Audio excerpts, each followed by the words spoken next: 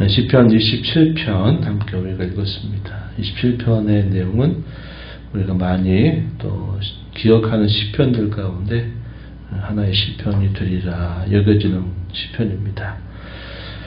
일평생 동안 다윗의 곁에는 신실하게 그와 함께 동고동락을 하는 그의 사람들도 있었고, 또 한편으로는 많은 대적들이 항상 그의 곁에 함께 있었다고 하는 사실을 우리가 알게 됩니다.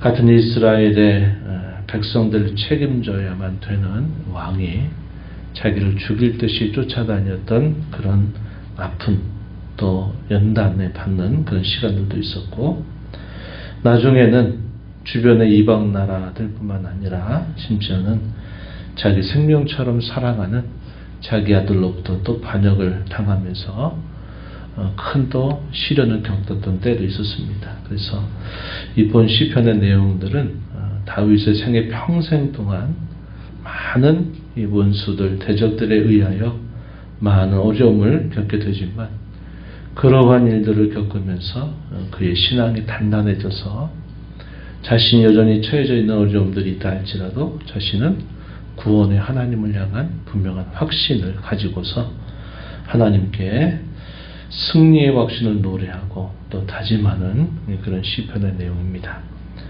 그래서 우리가 전체적으로 봤을 때는 애가적인 성격이 있지만, 그러나 또 한편으로는 궁극적 승리에 대한 확신을 가지고 있는 확신시의 성격을 가지고 있기도 하다 하는 겁니다. 승리에 대한 확신이 이 본 시편에서 곳곳마다 묻어 있다는 사실을 우리가 확인할 수 있어요. 먼저 그가 하나님 앞에 첫 고백하는 하나님 고백이 어떠한가? 1절 말씀에 가서 보면, 여호와는 나의 빛이요 나의 구원이시니 내가 누구를 두려워하리요? 여호와는 내 생명의 능력이시니 내가 누구를 무서워하리요? 두려움과 무서움, 그의 곁에서 상황과 현실을 바라봤을 때는 이러한 현실들을 떠나 살기 참 어렵다 하는 사실을 보여주지만, 이 두려움과 무서움 때문에 그는 오히려 더 하나님의 구원의 손길을 바라고 또 그 구원의 손길을 더욱 의지하는 모습을 보여주고 있습니다. 나의 빛이다. 나의 구원이시다. 내 생명의 능력이 되신다. 이렇게 고백을 합니다. 이러한 고백 속에는 지난 과거 동안 하나님께서 자신에게 베풀어 주셨던 이 구원의 놀라운 손길이 있었음을 고백합니다. 2절에 악인들이 내 살을 먹으려고 내게로 왔으나 나의 대적들, 나의 원수들인 그들은 실족하여 넘어졌도다. 그들이 음모를 꾸미고 함께 공모하면서 다윗을 죽이려고 하는 그런 목적을 가지고 뭔가 술수들을 쓰고 온갖 여러 생각들을 가지고요 다가오지만, 그러나 결국 그들 스스로가 걸려서 넘어지고 실족하게 하셨다는 겁니다. 이것이 하나님께서 지난 세월 동안 자신에게 베풀어 주셨던 구원의 손길이었다는 것입니다. 이러한 과거의 구원의 경험을 바탕으로 해서 그는 하나님이 자신의 빛이 되고 자신의 구원이 되시고 자기 생명의 능력이 되신다. 이렇게 고백하면서 나는 두려워하지 않습니다. 나는 무서워하지 않습니다. 이렇게 하나님께 고백을 드리고 있다 한 겁니다. 하나님으로 인한 그 심령의 의연함, 담대함, 이것이 잘 표현되고 있음을 우리가 확인할 수 있다는 겁니다. 또 6절 가서는 보면은 이렇게 말했어요. 내가 내 머리에 나를 둘러싼 내 원수 위에 들릴 것이다. 무엇 때문에 그럴까요? 하나님께서 여전히 나를 붙들어 주실 것을 확신하기 때문에 그가 이렇게 고백할 수 있는 것입니다. 그의 삶 속에 분명한 그런 지향점이 있어요. 지향점. 그 지향점 혹은 그 삶에 있어서 가장 열망하고 있는 것이 무엇인가에 대해서 본문 4절에서 보면 이렇게 표현했습니다. 내가 여호와께 바라는 한 가지 일, 그것을 구하리니 곧 내가 내 평생에 여호와의 집에서 살면서 여호와의 아름다움을 바라보며 그의 성전에서 사모하는 그것, 내가 그것을 내가 여호와께 평생토록 소망하고 열망하고 바란다. 이렇게 하나님 앞에 고백하고 있습니다.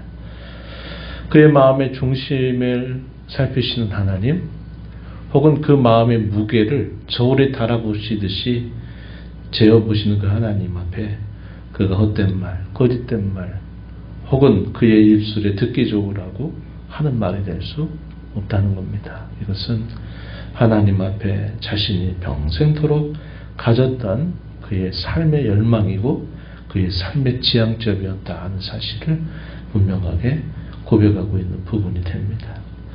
이게 옛 성도 다윗의 평생의 소원이었다 하는 사실도 우리가 알 수 있습니다.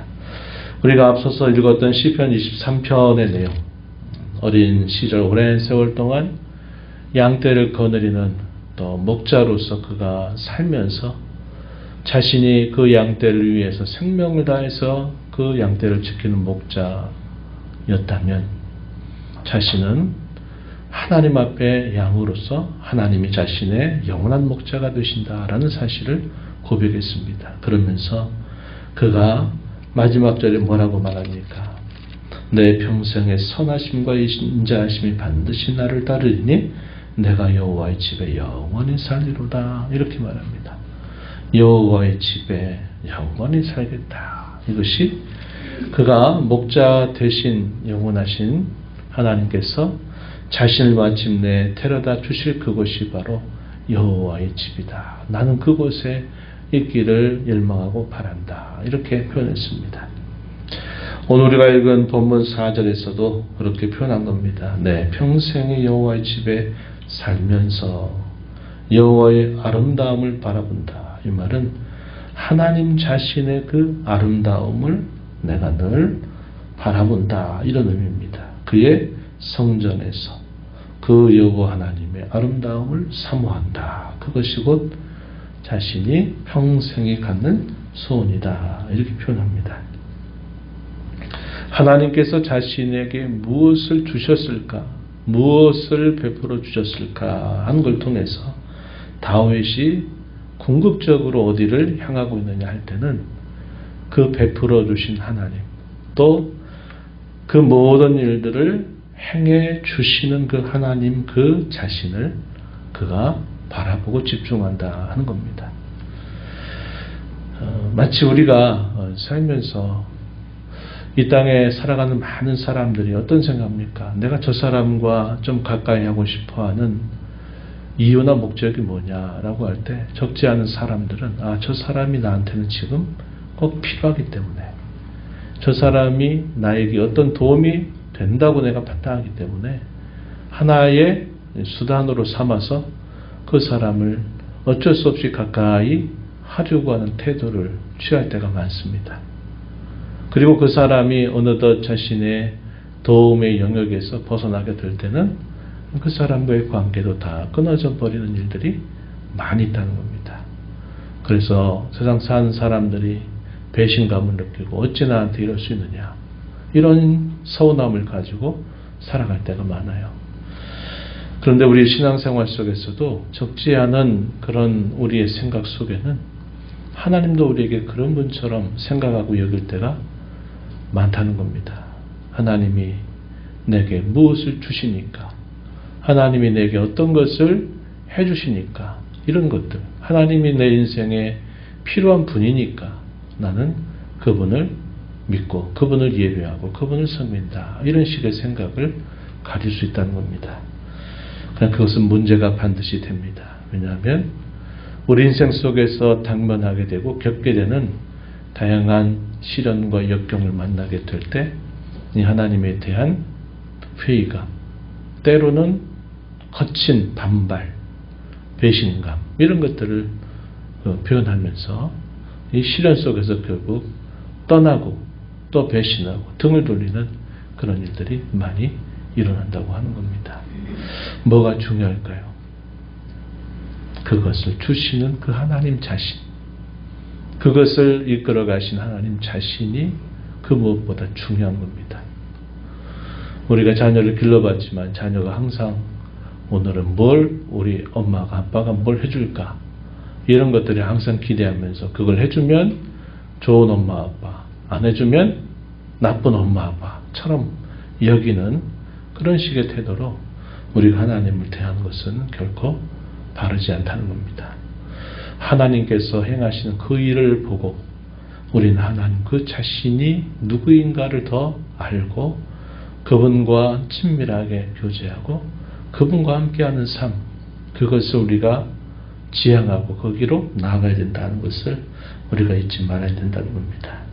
그래서 다윗의 이 평생의 소원은 여호와의 집에 거한다 이 말은 여호와 하나님과 깊이 만나고 그와 교통하고 그와 함께하는 삶을 나는 무엇보다도 바란다. 이것이 내 평생의 소원이다. 내가 왕이 됐다 그래서 세상에 가장 높은 군주의 자리에 있다 그래서 내가 그것으로 내 삶의 목적을 삼거나 지향적으로 삼는 것이 아니라 나는 오직 여호와 그분과 함께하는 그 삶, 여호와 하나님을 묵상하고 하나님을 찬양하고 그분과 교통하는 삶을 살기를 바라는 것, 이것이 그의 평생의 소원이다. 이렇게 하나님 앞에 고백하고 있다는 겁니다. 그래서 우리가 주신 분, 그분이 무엇을 주시느냐에 대한 관심보다 그것을 주시기도 하시고 때로 필요하다 생각할 때 취하기도 하시는 그 하나님 자신, 그 하나님 자신을 우리가 사모하고 그분과 함께하는 삶을 사는 것을 우리의 인생, 우리의 신앙의 여정의 궁극적인 지향점 혹은 목적으로 삼고 우리가 하나님을 섬겨야 된다는 것을 이번 시편은 우리에게 잘 가르쳐 주고 있습니다. 하나님을 향한 그의 기대도 표현했습니다. 5절에 보니까 여호와께서 환난 날에 나를 그의 초막 속에 비밀히 지키시고 그의 장막 은밀한 곳에 나를 숨기시며 높은 바위 위에 두시리로다. 이렇게 말합니다. 하나님과 함께 된다면 환난 날 속에서도 그가 당하는 공경 속에서도 하나님은 언제나 자신을 지켜주시고 안전하게 해주신다 하는 것에 대한 확고한 그런 확신, 그런 고백이 잘 담겨 있는 표현이 되겠습니다. 그가 이렇게 하는 일들을 통해서 그는 즐거운 제사를 여호와 앞에 드리겠다. 내가 여호와를 노래하며 찬송하겠다라고 다짐을 하고 있는 겁니다. 그래서 하나님을 찬양하는 그 자리, 그분이 기뻐하시는 그 일을 자기가 행하기를 바라는 그런 소원을 표현하고 있는 것이죠. 그러면서 그는 하나님 앞에 여전히 주어져 있는 현실 속에서 하나님 앞에 구원을 호소하면서 간구를 올립니다. 이 내용이 7절부터 12절까지 표현됩니다. 7절에 뭐라고 말합니까? 여호와여 내가 소리내어 부르짖을 때 들으시고 또한 나를 긍휼히 여기사 응답하소서. 들으시고 응답해 주소서. 여호와께서 말씀하신 바 내 얼굴을 찾으라 하신 것처럼 내가 여호와의 얼굴을 찾습니다. 라고 고백했듯이 주의 얼굴을 내게서 숨기지 마시고 주의 종을 노하여 버리지 마소서. 떠나지 마소서.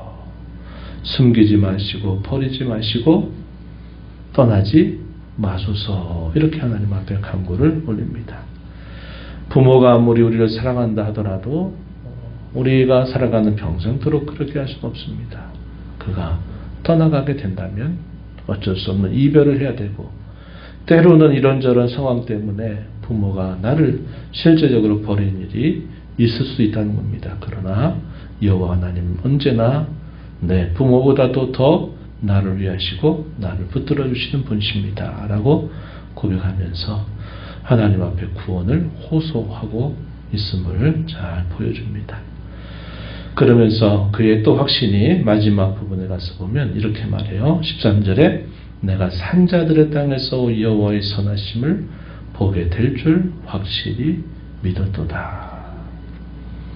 죽음의 땅이 아니라 산자들의 땅에서 나는 여호와의 선하심을 볼 줄을 확실히 믿는다. 이렇게 고백합니다. 그러면서 자신을 향해서 뭐라고 말합니까? 너는 여호와를 기다릴지어다. 강하고 담대하며 여호와를 기다릴지어다. 공경과 시련과 어려움들 속에서 자신을 향하여 스스로 너는 여호와를 기다려라. 담대히 여호와를 기다려라. 자신을 향해서 이렇게 촉구한 겁니다. 이것이 이제 우리가 말하는 애가의 그런 성격을 담고 있는 부분이 된다 하는 겁니다. 그분이 임하시기를, 그분이 구원을 베풀어 주시기를, 그분의 시간이 내게 다가오기를, 그분의 때가 임하기를 하나님 앞에 간구를 올리는 것이죠. 우리가 계속 시편을 통해서 확인하게 되는 중요한 이슈가 바로 그거죠. 내 때, 내 상황, 내 바람의 시간표가 아니라 여호와께서 그의 시간표, 그의 때로 속히 나타내 주셔서 구원해 주시기를 바라는 것.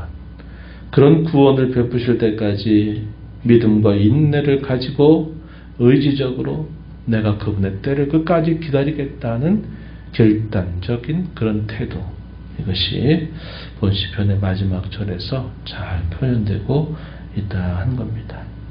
이 다윗은 여러 변하고 흔들리는 상황을 맞게 된다 하더라도 그는 변하고 흔들리는 것을 의지하지 않아요. 언제나 변함이 없는 하나님 그분 자신을 깊이 의지하고 있다는 겁니다. 상태와 상황이나 어떤 시기의 변화보다 더 앞서고 중요한 것이 하나님과의 관계에 있어서 친밀해지는 것입니다.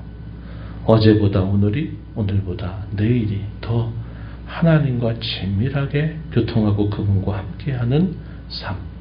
이것이 어떠한 상태나 어떤 상황보다 더 중요하고 근본적이다 하는 사실을 우리에게 가르쳐 줍니다. 우리가 하나님을 섬기는 우리의 신앙은 하나님과 교통하는 신앙이 되어야 됩니다. 이걸 우리가 인격적 신앙이라고 부르죠.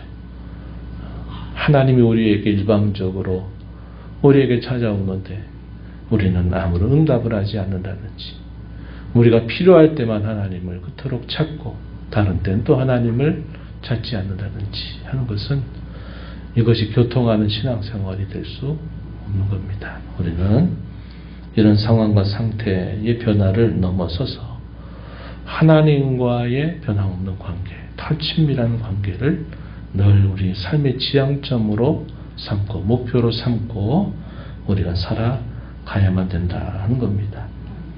여호와의 집이라고 하는 것은 여러 가지 의미를 다층적으로 가지고 있다 그랬어요. 내가 하나님을 깊이 만나 교통하는 장소, 또 하나님의 이름을 함께 부르는 교회라고 하는 이런 장소도 될 수 있고, 하나님의 백성들이 함께 그분을 사모해서 만나는 회집, 이런 것들도 될 수 있다는 겁니다. 궁극적으로는 하나님께서 우리에게 약속하신 영원한 하나님의 나라, 그곳에서 우리가 얻게 될 깊은 교제, 이것이 궁극적인 목적이 될 수 있지만 우리가 이 땅에서 얼마든지 하나님을 모시고 교통하고 함께할 수 있다는 것을 기억하며 그 여호와의 집을 사모하는 자로 우리가 늘 살아가야 하겠습니다. 이런 은혜를 구하면서 또 이 하루 남은 삶을 함께 살아가게 되기를 바랍니다.